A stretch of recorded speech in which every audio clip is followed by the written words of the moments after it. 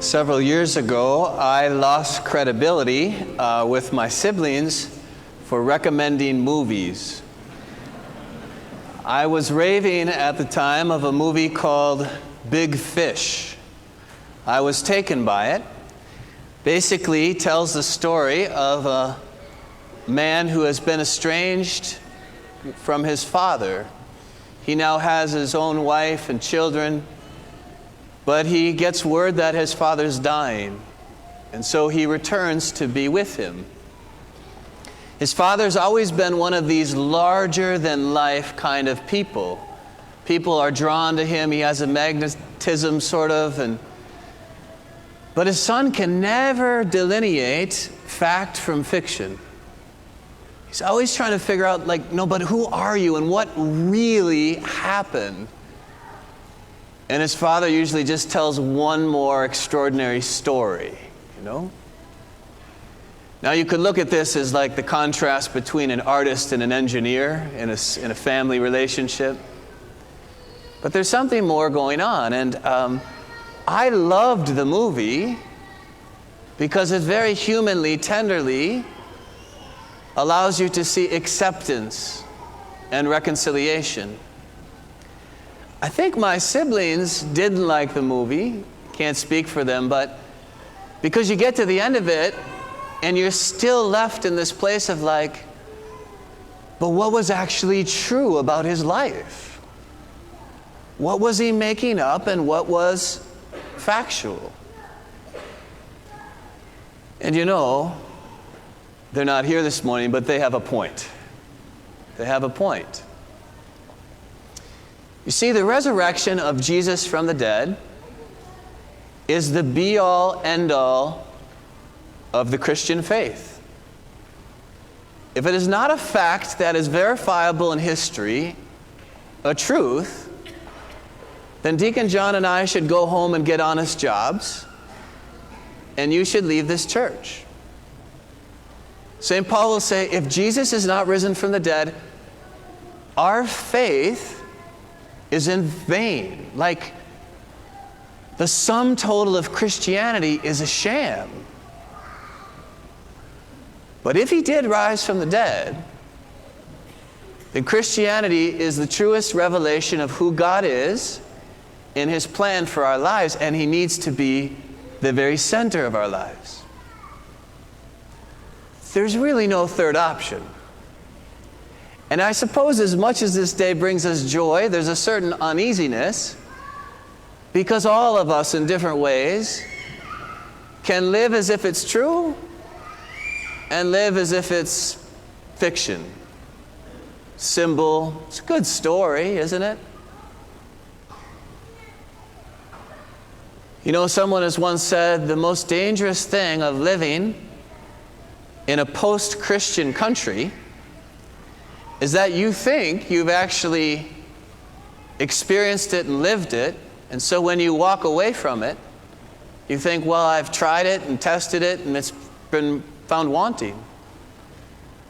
But actually, I've never really lived it. Maybe I thought I did. I think it's so easy for you and I, without bad will, to turn Christianity into a religion or a set of practices or a devotion or something that we can at least rely on when the chips are down to produce in us good feelings. And I think the reason we do that is because it makes it manageable. At least it gives us the illusion that I'm still in a posture of control when it comes to the mystery of life and of death and of what's after this. But that's not the heart of Christianity at all. If the resurrection of Jesus of Nazareth is the be-all, end-all, then we have to go back to the origins, which we do on Easter Sunday. And do you know what our faith is about? All that you see, it's about an encounter. It's about people who encountered a person named Jesus And in his presence, they found something altogether exceptional. Someone who corresponded to everything in them, their questions, their desires, their human needs, their thirst. And then even after the devastation of death, they encountered him again, the same Jesus. And we can ask ourselves, have I encountered the Lord? Truly. I'm not going to make judgments of anyone in the church. I have to ask the question myself. Am I living my faith on the fumes of others or centuries, or have I encountered him? So if we can this morning, can we just look at a few of these beautiful details? Why were these two Marys granted the great privilege of being the first to see the risen Lord? We're told very simply they were seeking him. The angel said, don't be afraid. The guards, yeah, they should be afraid. But you don't be afraid because you're seeking the crucified one. And he's not here. I mean, we all have to honestly say, am I living life as a seeker of what's true and good and beautiful and lasting? Or do I let myself settle for those kind of, I don't know, fleeting pleasures? Comfort, being copacetic with my neighbors and my family, whatever it is? Or am I ardently seeking? And then what's so remarkable about this first encounter, as Matthew tells it, it's almost like Jesus would get an award for being the best supporting actor, right? It's like the angel overshadows him, right? There's an earthquake. The angel comes down, it's snow, it's lightning, he's sitting on the stone being rolled away. He's dialoguing with the women. And then when they set off running from the tomb, Jesus just meets them almost so unassumingly. It's the same Jesus, and we know it because they're not intimidated by him. They know him. And they just clutch at his feet with tenderness, with adoration. Their hearts are filled with joy. This is the one we've trusted. This is the one who corresponds with what's so deep in us. I like to think of how they would have told this encounter years later. It might have just been, you should have seen the way he looked at us. You should have heard the way he said our name. Like there's something so beautifully familiar. This is what is accessible to us, but we have to seek, of course. Like I know Jesus, I know him, I sense him, I know his taste and touch. You know, encounter, the beautiful thing about an encounter is you can't get lost in your head with it. The faith, religion, you know, if you let it, you're the measure of it, you're thinking. But encountering Jesus alive in his church, and I don't mean primarily the institution, I mean his living body, the sacraments, his life flowing to us, well, that's a different reality. Now I encounter it and become changed. Final thing I want to hold up about this encounter on Easter morning is what are the words that he says? Do you know that Mary Magdalene in the church has been raised to a level of an apostle? Among the 12, isn't that wonderful? You know why? Because she was, an apostle is one who's sent. And on Easter morning, she and the other Mary were sent to those fearful apostles. Who knows where they were? They probably all found each other at this point. But remember, the last they'd seen the Lord, he was getting beat up and bound in Gethsemane, and they all just scattered. Matthew said they ran for their life. One denied him 3 times, one betrayed him, but all of them abandoned him. So you can imagine like this tremendous feeling of guilt. They failed their friend in the moment that he needed them in loyalty.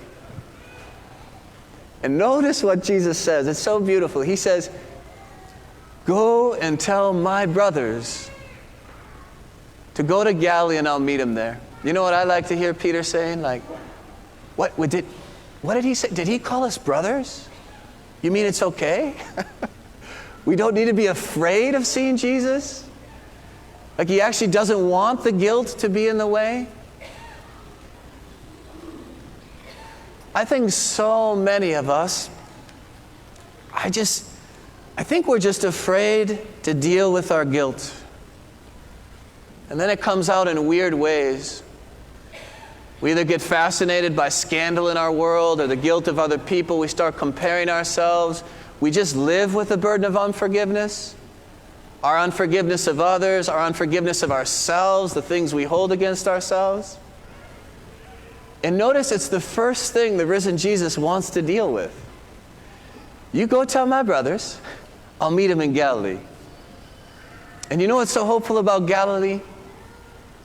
Besides being a geographical place where you first met them, those of you who are married, do you remember where you first met your spouse? Do you know what that carries for you? Like freshness, joy, hope. That's where he wants to bring them back to. Like, yeah, what we experienced together going to Jerusalem, that was traumatic. But let's go back to Galilee. But you know something really neat? You know Galilee is also an architectural term. In the earliest Romanesque churches, you know where you're sitting right now? It's called the nave. It's like you're inside this big ship, you're safe. It's crazy out there. You don't know what waves are coming, but you're safe. And you're journeying. And you know what's right outside the nave? It's called Galilee. It's the place where sinners were reconciled. And it's also one of my favorite places of the church here at St. Ambrose. I have so much joy as a spiritual father just watching what happens in our Galilee encounters. Like, I've been restored to life. I've been forgiven. I don't need to manage life or try to be in control of it. I can live trust. I can acknowledge my need for other people. I can acknowledge my ultimate need for Jesus. So I just want to come back like, you know, we only got two choices. It actually happened. And if it did, it's the ultimate game changer. It's the fact that changes everything. And if our lives haven't lined up to that yet, well, we don't need to be afraid either. We just have to say, Lord, I want to encounter you. You know what I sometimes tell someone who tells me they're having a hard time believing? I'll say, can you just say to Jesus, Jesus, if you exist and you're alive, reveal yourself to me. I'd actually commend that prayer to all of you. Maybe you're beyond the point of if, but it doesn't hurt. Hey, if you're real, if you're alive, if you're supposed to be the center of my life, reveal yourself to me.